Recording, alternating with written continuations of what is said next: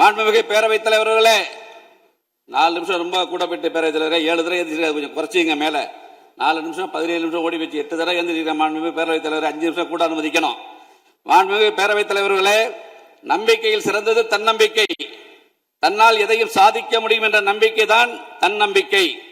இந்த தன்னம்பிக்கையை தாரக மந்திரமாக கொண்டு தடைகளை தகர்த்தெறிந்து இந்த விசில் புரட்சி மூலம் தமிழ்நாட்டில் நல்லாட்சி அமைய வேண்டும், இந்தியாவிலேயே தமிழ்நாடு முதன்மை மாநிலமாக விளங்க வேண்டும் என்ற தமிழக மக்களின் எதிர்பார்ப்பை பூர்த்தி செய்ய தற்பொழுது பூர்வாங்க நடவடிக்கைகள் தொடங்கப்பட்டுள்ளது என்பதை மகிழ்வுடன் தெரிவித்துக் கொள்கிறேன்.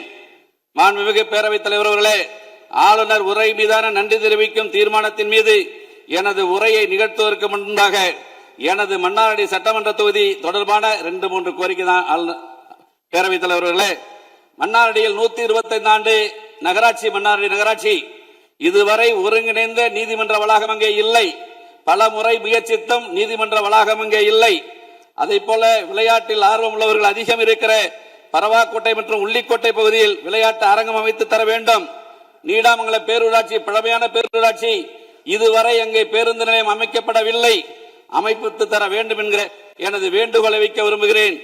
நீடாமங்கலம் ஊராட்சி ஒன்றியத்தை வடுவூர் தலைமையிடமாக கொண்டு ஒரு ஊராட்சி ஒன்றியம் அமைத்து தர வேண்டும் என்கிற வேண்டுகோளை வைக்க விரும்புகிறேன்.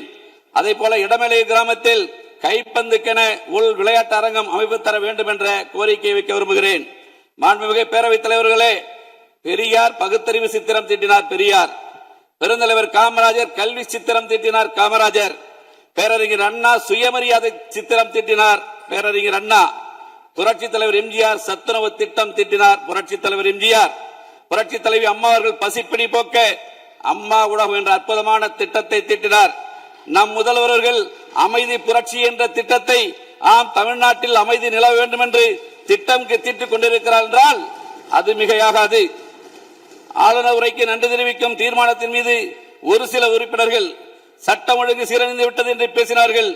இந்த சூழ்நிலையில் கொலை, கொள்ளை, பாலியல் துன்புறுத்தல்கள் ஒரு சில மாதங்களுக்கு கட்டுக்குள் கொண்டு வருவது என்பது யாராலும் இயலாத காரியம். அவற்றை எல்லாம் சரி செய்ய காவல்துறையை மக்களின் நண்பனாக மாற்றி தமிழ்நாட்டில் சட்டம் ஒழுங்கை நிலைநாட்டும் முயற்சியில் மாண்புமிகு முதலமைச்சர் அவர்கள் தீவிரமாக ஈடுபட்டு வருகிறார்கள்.